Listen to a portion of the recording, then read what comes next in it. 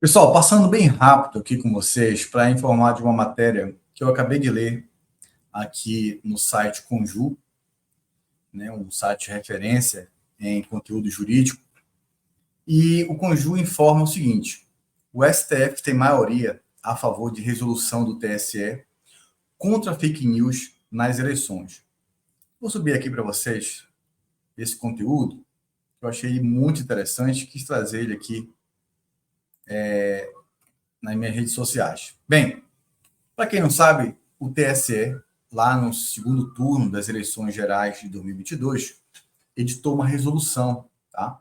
Uma resolução cujo objetivo era agilizar a retirada de fake news do ar durante o período eleitoral. E aí, essa resolução trouxe algumas normativas que causou ali muitos comentários, né, por agentes políticos, no sentido de que o TSE estava criando uma norma inconstitucional, ilegal, levando um acúmulo de poderes, de repente, ali para o presidente do Tribunal Superior Eleitoral, e podendo, inclusive, estar promovendo o cerceamento da liberdade de expressão, né? Justamente por conta da possibilidade do presidente do TSE determinar retiradas de conteúdos sabidamente verídicos ou de conteúdos que possuíam ali o mesmo conteúdo que já teria sido julgado pela própria corte em uma ação pretérita, tá? Então, diz aqui o conteúdo, vamos deixar aqui mais... Bem, o TSE, né, não ultrapassou os limites da sua competência ao editar norma contra a desinformação. Seguindo esse entendimento, o STF formou maioria de votos no plenário virtual pela improcedência da ação de inconstitucionalidade que contestou o trecho da resolução do TSE que agilizou a retirada de fake news do ar durante o período eleitoral. O julgamento está marcado para terminar às 23h59 desta segunda-feira, ou seja, hoje, tá bom? Editada poucos dias antes do segundo turno das eleições do ano passado, a resolução 23.714 vedou a divulgação ou compartilhamento de fatos reconhecidamente inverídicos que pudessem atingir a integridade do processo eleitoral. A norma estabeleceu também, entre outros pontos, que o TSE pode determinar a retirada de URLs, né, os links popularmente conhecidos, contendo fake news em até 2 horas e, às vésperas da votação, em até 1 hora.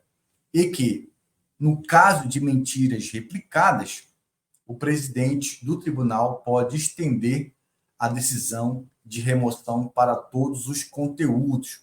O autor da ADI, o ex-procurador-geral da República, Augusto Aras, alegou que a resolução invadiu a competência legislativa da União sobre direito eleitoral e estabeleceu vedações e sanções distintas das previstas em lei.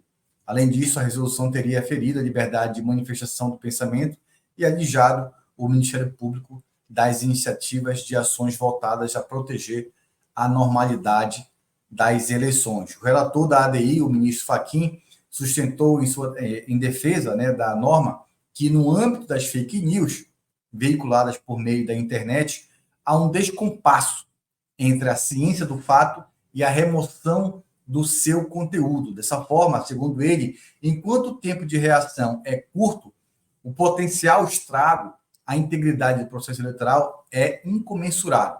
Fachin entendeu ainda que a norma não viola a liberdade de expressão.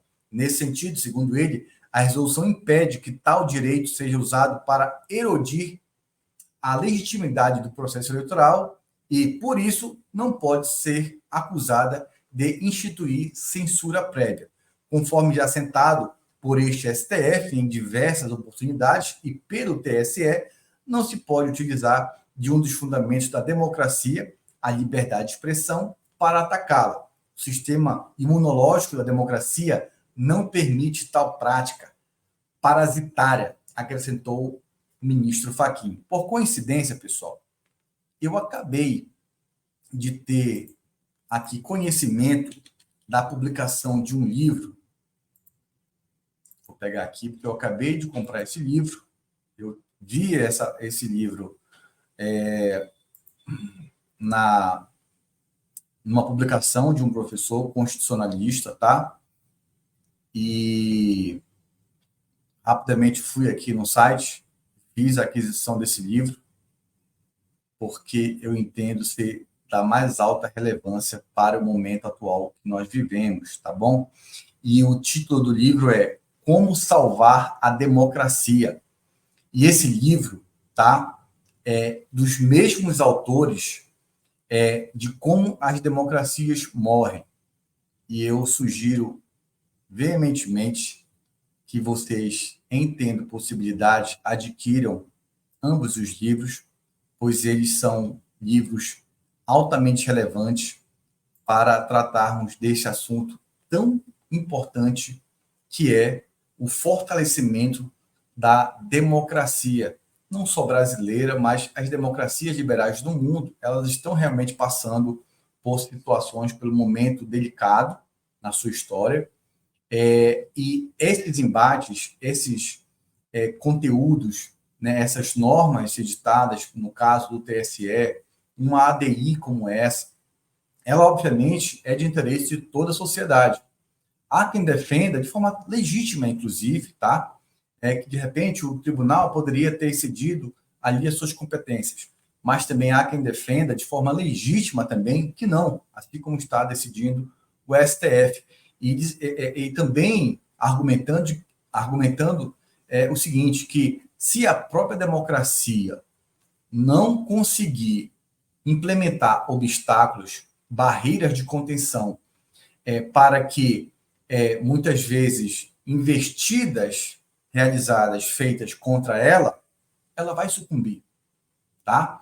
Então, obviamente, o tema liberdade de expressão, ele sempre vai ser um tema delicado, sensível. Entretanto, nós não podemos também nos esquecer do momento pelo qual nós passamos no que diz respeito às redes sociais, certo? Então, nós estamos sim ultrapassando uma grande revolução tecnológica, talvez pelo fato de nós estarmos dentro dessa revolução, nós muitas vezes não sentimos de forma precisa essa intensidade. Entretanto, estudiosos que se debruçam sobre o assunto já detectam essa erosão, né, nas democracias liberais pelo mundo já há algum tempo.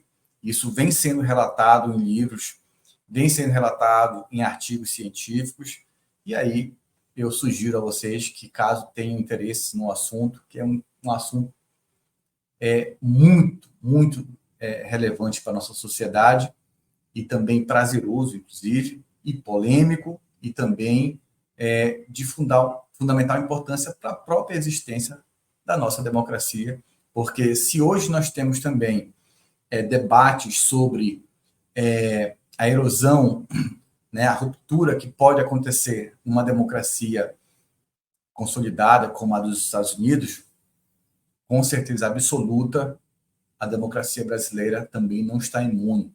Então, é um convite que eu faço a vocês, porque realmente é um assunto que impacta a todos nós. Tchau!